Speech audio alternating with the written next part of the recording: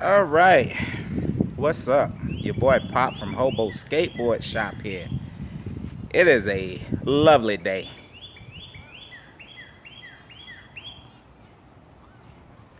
and of course the birds are chirping again. But spit my gum. I probably shouldn't have threw that in the grass. I hate it when I do that. I'm gonna go get that later. But it is your fanboy fix of the week, and we are going to review a surprising thing that I really wasn't expecting to be this good, and that is Guardians of the Galaxy Vol.2. And as you guys know, if you don't know already, Guardians of the Galaxy is another comic book movie from Marvel Comics.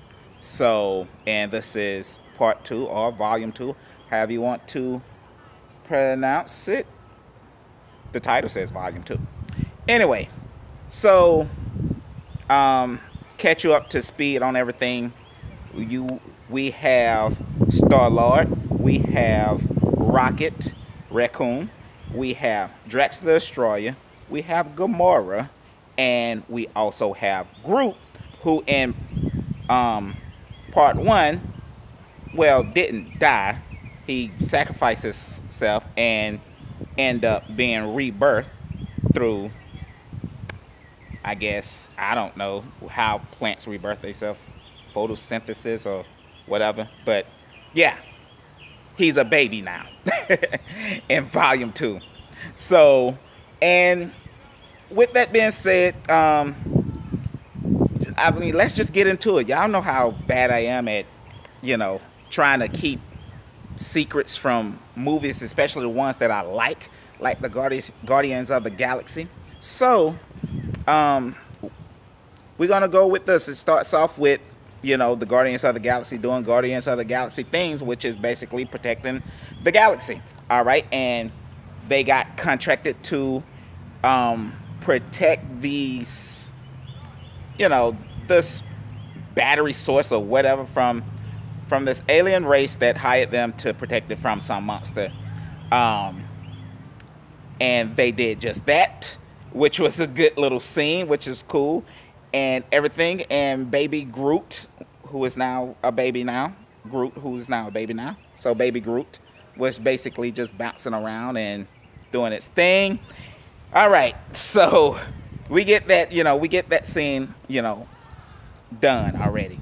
So with the whole aspect of the story, this is basically, if you ask me, it wasn't as connected with what we pretty much know if you follow the timelines and the legacy and things, storylines of the Marvel movies, which is basically all trying to connect all together to come to the Infinity Gauntlet series or war or whatever.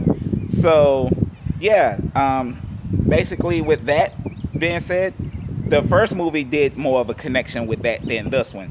This one was basically more of a let's talk more about Star Lord. Let's give him more of a origin story, I guess you could say.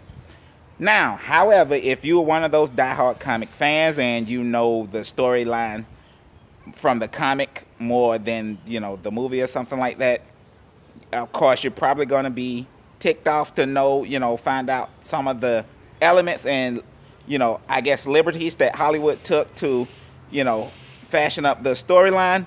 But this is one of the reasons why I basically kind of slowed down and stopped going to movies with the mindset of as a comic book fan, a comic book geek or nerd or whatever, because I'm always going to be on the defensive of what happened. But that's besides the point. So if you go in there once again, like I did this time, letting your guards down and enjoying the movie, you will be fully, if you ask me, fully, happy or whatever. So that's the whole point of me when I do these movie reviews or whatever. It's basically to let you know that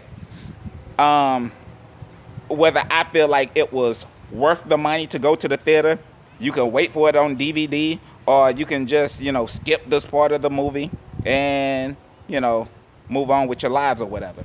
So, yeah, that is basically that in a nutshell. But with Guardians of the Galaxy, I do think it is one of those, go check it out at the movie theater movies. You will fully enjoy it because it had a lot of aspects of it. It had a lot of visual effects that you really will enjoy in a movie theater. All right, I don't go see 3D movies anymore. I just don't. I mean, that's a story for another day. But yeah, I feel like not worth it. All right, in a nutshell. So, but yeah, Guardians of the Galaxy 2 was, I mean, it was a total, it was a good trip. You got the only thing I could say, if this really is a, critique of it, is that I feel that it was a little too comical and slapstick in the sense of the last movie. All right. However, I do kind of blame that on the success of the Deadpool movie. So I kind of got a feeling that you're going to, because I've seen that in a lot of other movies, especially comic book movies after Deadpool. I've seen the whole, showing of nudity in Logan. You getting more movies, comic book movies, I think, that are going to test the timeline and be a little bit more, I guess, R-rated or adult themed to a degree. And you're going to get more of these, I guess, one-liner punch, slapstick type of comical aspects in a movie, something like that. But it does fit in Guardians of the Galaxy because it fits along with the storyline and the characters aspect. So it's a little bit more, if you ask me, it's a little bit more than it was in the last movie, but it still works out. And of course, if you were a fan of Groot and you think Baby Groot is just the cutest thing in the world, and you thought that this is the whole aspect to go see the show of, although he did have a good, scenes, all his, Baby Groot scenes were really good in interacting with the other characters in the movie. But I got to let y'all know right now, Baby Groot was not the star of this show. All right. The man who stole the show was Yondu. That's right. And you will see, and I'm probably letting y'all know that too much already, but I had to let you know that, y'all. So before I go in any deeper in that, yeah, Yondu stole the show. Okay. So, am I pronouncing his name right? Is it Yondu or Yondo? I'm going to go with Yondu. All right. And he stole the show. That's it. I mean, go see Guardians of the Galaxy 2.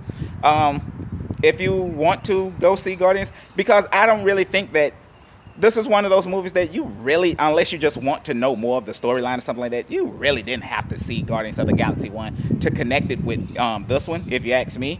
But you should go see Guardians of the Galaxy 1 if you want to connect it with what's going to happen in the near future with the other storylines of the Marvel movies in the Marvel Universe. So, yeah, Guardians of the Galaxy 2 can be a standalone movie within itself. And, oh yeah, another thing, and I know a certain somebody who is going to love the soundtrack of this. What's up, B? Of the Guardians of the Galaxy 2 movie. But if you are a child of the 80s, you are going to love Guardians of the Galaxy 2. It had so many 80 references in it and cameos in it that you're going to freaking love. And it's going to, I mean, trust me, I totally enjoyed it because I am a child of the 80s and 90s. So that's that, y'all. All right, go see Guardians of the Galaxy 2. It is well worth the money. And with that being said, thank you for subscribing, commenting, and liking. And if you're new here, please subscribe. Hit the notification bell if you to keep up with everything. And tell a friend to tell a friend. That keeps the channel going and growing. All right, and with all that said and done and said, I'm about y'all. 2 fingers.